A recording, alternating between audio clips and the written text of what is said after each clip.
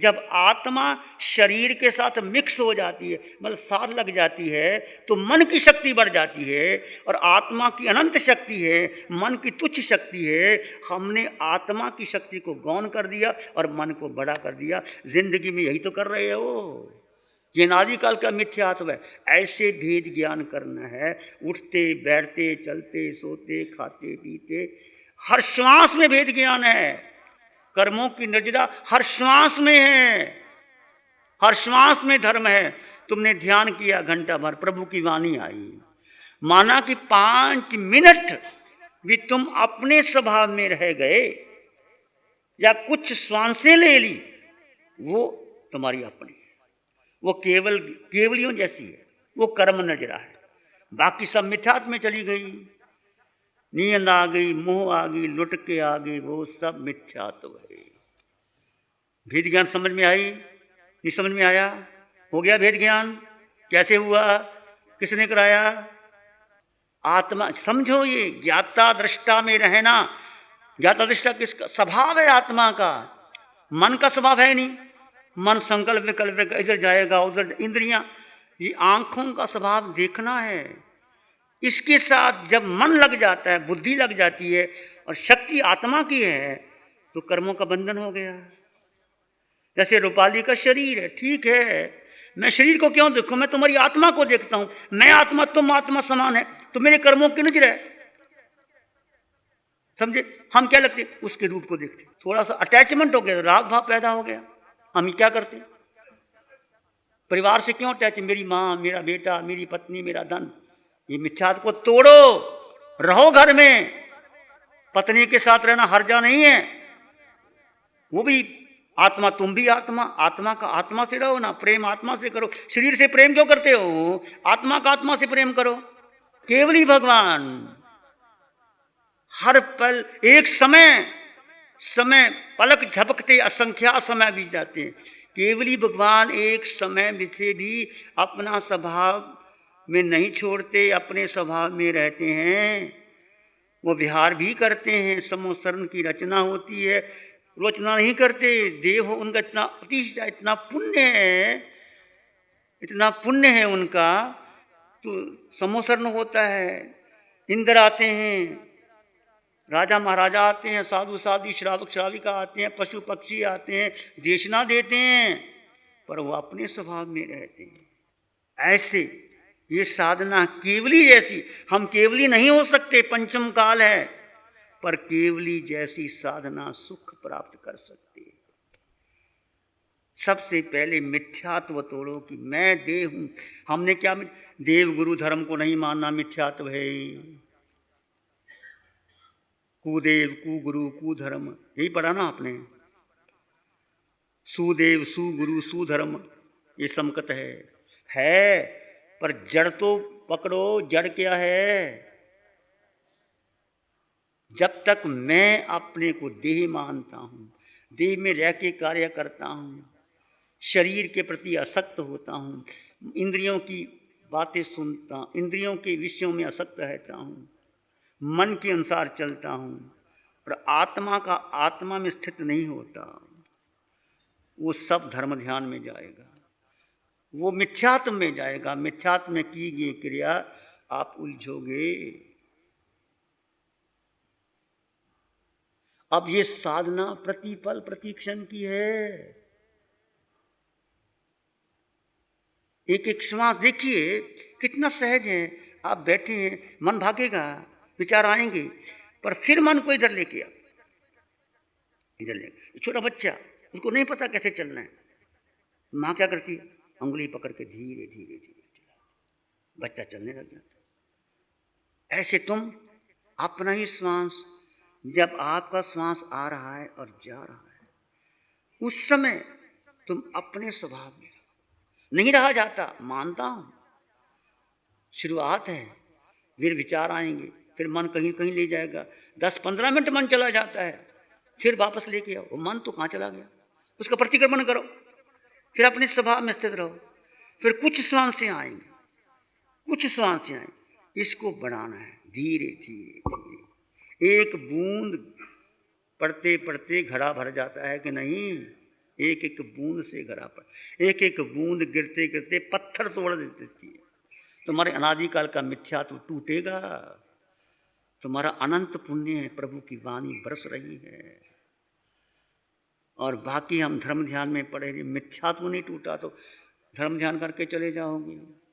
अब मैंने साधना कर ली, मैंने 4 दिन का शिविर कर लिया, ये आत्मा में स्थित रह के करना, मैंने किया ही नहीं। मैं तो केवल सब अपने स्वभाव में स्थित होना है। तुम्हारा स्वभाव मात्र दृष्ट है, तुम अपने स्वभाव में क्रोध कर सकते हो? तुम बोलो, क्रोध कर सकते हो? माया कर सकते हो? लोभ कर सकते हो? कर ही नहीं सकते। ना क्रोध, ना मान, ना माया, ना लोभ, ना राग, ना द्वेष, 18 पाप स्तंभ हो ही नहीं सकते जब तुम अपने स्वभाव में स्थित होते हो। 48 मिनट स्थित हो गए तो केवल ज्ञान हो जाएगा। समझ गए? अपने स्वभाव पर हम पुरुषार्थ तो करें, एक एक क्षण का पुरुषार्थ करें। और ये साधना घंटे 2 घंटे की नहीं है। उठते बैठते चलते सोते खाते पीते ये साधना है। अब आपने भेद ज्ञान बनाना है। अब भेद ज्ञान समझते नहीं, भेद ज्ञान क्या होता है? शरीर और आत्मा की भिन्नता का एहसास करते। शरीर के गुणधर्म अलग हैं। शरीर का मतलब 5 इंद्रियां, 6 मन, बुद्धि, मन के विचार, बुद्धि का अपना निर्णय, फिर हमारी परंपरा, हमारी धारणा, जो मान्यता आपने मना ली, जो मान ली कि मुझे यही करना है। फिर इसके साथ मेरे माता पिता, मेरा बेटा, मेरी पत्नी, मेरा धन, मेरा बंगला, मेरी कोठी, मेरी गाड़ी, ये किसके हिस्से हैं? किसके हैं? आत्मा की गाड़ी है, आत्मा का बंगला है। आत्मा अकेली, एकत्व में सुख है, संग्रह में दुख ही दुख है। कितना संग्रह कर लो, छोड़ के जाओगे। और आत्मा पर जो तुमने कर्म किया, आत्मा पर कर्म लग जाएंगे, फिर अगली योनि मिलेगी, वैसा शरीर मिलेगा, भुगतान होगा। ये कौशक विधि आपको अभी प्रभु ने फरमाया, इस पर देह में कर्म आएंगे। तुम अपने स्वभाव में रहना। गसुकमाल के बारे में हम चर्चा तो करते हैं, अंगीठी रखी गई, उनका बहुत बड़े साधक थे। वो जन्मों जन्मों की साधना की थी, एक कर्म रह गया था, उसको तोड़ने आए थे। और भगवान अरिष्टनेमी तो भगवान थे, उनको पता था, वो केवल ज्ञानी, सब जानते हैं। कोई उन्होंने शास्त्र नहीं पढ़ा, दीक्षा ली कि प्रभु मैं शमशान में साधना करना चाहता हूँ, उन्होंने आज्ञा दे दी और खड़े हो गए कौशक में अंदर। भेद ज्ञान में खड़े हो गए, शरीर भिन्न है और आत्मा भिन्न है। और जानते थे पाली बांधी मेरा ही कर्म है, मैंने ही भुगतान करना है। ये भेद ज्ञान है। सभी सिद्ध बुद्ध हुए भेद ज्ञान से हुए। शरीर रीझ रहा है, खिचड़ी रीझती है, पर अपने स्वभाव में स्थित हो गए, केवल ज्ञान हो गया। ऐसे मुझे भी आपको हो सकता है। भेद ज्ञान की रेखा है शरीर, ये पहले समझो। शरीर के गुणधर्म अलग, आत्मा के गुणधर्म अलग, आत्मा का स्वभाव में स्थित रहना। मैं यही साधना करनी, उच्च कोटि की साधना है, ये सिद्ध होने की साधना है, ये केवली भगवंतों की साधना है। कुछ लोग समझते नहीं, पता नहीं, कुछ लोग कहते हैं आचार्य मना करते हैं, हमें तो पाठ नहीं करने देते, हमें तो माला परो माला। भैया हमें कौन मना करते हैं? माला फिर तो जुग गया, मिटा न मन का फेर, कर का मन का छोड़ के मन का फेर। कबीर आत्मज्ञानी थे, क्या माला माला कर रहे हो? आत्म भीतर जाओ, कर का मन का छोड़ के मन का फेर। तो हमने आपने जन्मों जन्मों में ऐसा नहीं किया। हम साधु भी बने, हमने तप भी किया, हमने स्वाध्याय भी किया, पर अपने स्वरूप में स्थित होने का पुरुषार्थ नहीं किया। थोड़ा किया, तभी तो आप की रुचि जागी, आप मानव बने, आपकी श्रद्धा हुई, इतने लोग आ गए।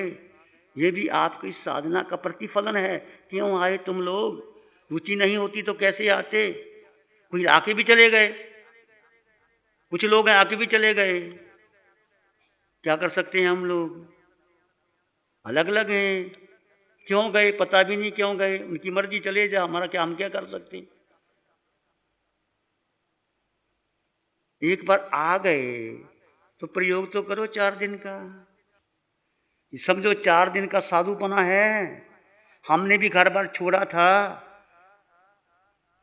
माता पिता को ठुकरा के आए थे, हमें कोई होटलों में नहीं रहना था, हमें पता था कि साधु बने हैं, नंगे पांव चलना पड़ेगा, भिक्षा मांग के खाना पड़ेगा, कभी रोटी भोजन मिलेगा कभी नहीं मिलेगा, कभी घर मिलेगा स्थानक मिलेगा नहीं मिलेगा।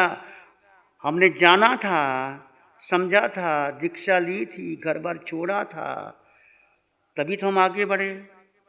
और तुमको पता है कि 4 दिन में यहाँ रह करके तपना पड़ेगा। तुम 4 दिन का साधुपना नहीं पाल सकते हैं?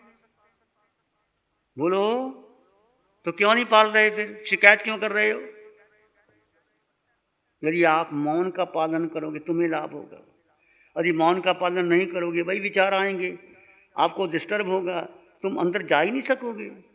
बार बार ये स्वरूप की साधना है, शरीर से लग आत्मा में स्थित होना है, नहीं हो सकते। मन दुलत्ती मारता है, मन लेके जाता है, मन निद्रा में ले जाएगा, बेहोशी में ले जाएगा, चंचलता में ले जाएगा, आधे घंटे सो जाओगे, मूर्छा में चले जाओगे, बेकार कर दिया। इसलिए कहा जाता है मौन का पालन। तो कोई ने, किसी ने मौन नहीं तोड़ा। ये मौन हमारे लिए नहीं पालन करना, आप पालन करोगे सुखी रहोगे, गहरा ध्यान होगा, जितना आप बोलोगे वही विचार बार बार आएंगे, वही विचार बार बार आएंगे, और विचार आएंगे मन उलझ जाएगा, भेद ज्ञान होगा ही नहीं। और ये साधना भेद ज्ञान की है। अरे पहले आप मौन की बात कहते हैं, बार बार कहते हैं, पर हमारी आदत है, बोलना जरूरी हो जाता है, क्या फर्क पड़ता है 2 शब्द बोल लिए तो। इस बात का ध्यान रखो मौन का।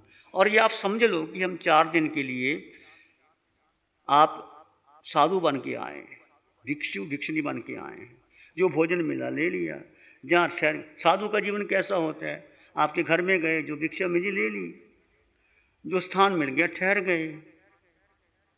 ऐसे भी आपको जो स्थान जैसा मिल गया, मानो 4 दिन के लिए आप साधु का जीवन जी, कितने कर्मों कितने कर लोगे। मानो कि हम भिक्षु भिक्षुणी का, साधु साध्वी का जीवन जीने आए हैं, सुविधा की चाहना ही छोड़ दो। आवश्यकता कोई ऐसी कारण बन गया, किसी डॉक्टर को दिखाना है, ऐसा करना है, तो उसका आगार होता है, वैसे नहीं होता।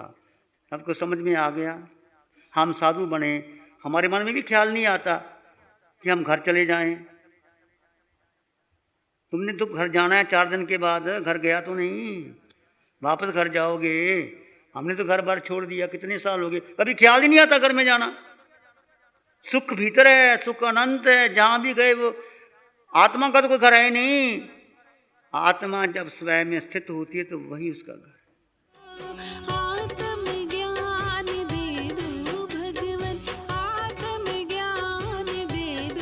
गुरुदेव, ऐसा ज्ञान, ऐसी अनुभव, ऐसी अनुभूति की चेतना आप में जग गई है। चित्त की चेतना में आपने सिर्फ आत्मा और परमात्मा को ही बसाया है। बस यह हमें पूरा विश्वास हो गया है। अब ज्ञानज्ञ है, आत्मज्ञ है, तत्वज्ञ है। बस जो ज्ञानज्ञ, तत्वज्ञ और आत्मज्ञ होता है वही सर्वज्ञ होता है। यह हमें पूरा पूरा विश्वास हो गया है।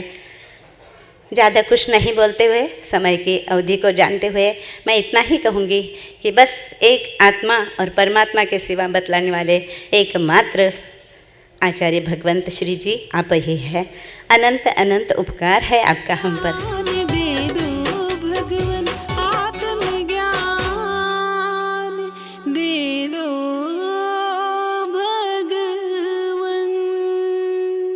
नमो अरिहंतानं, नमो सिद्धानं, नमो आयर्यानं, नमो अवध्यायानं, नमो लोए सब साहुनं, धम्मो मंगल मुकिठम अहिंसा संयमो तवो देवावित्तं नमं संति जस धम्मे श्यामनो। श्री चत्तारी मंगलम, अरहंता मंगलम, सिद्धा मंगलम, साहु मंगलम, केवली पणत्तो धम्मो मंगलम।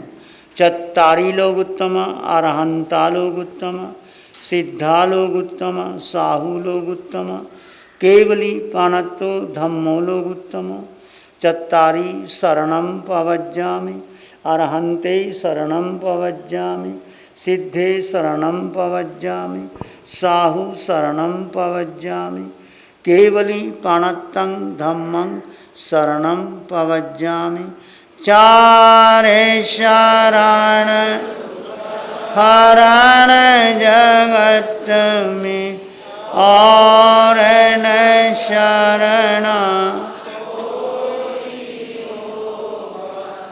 जो भव्य प्राणी उसका आजर सूचना दे देते हैं उसका सदा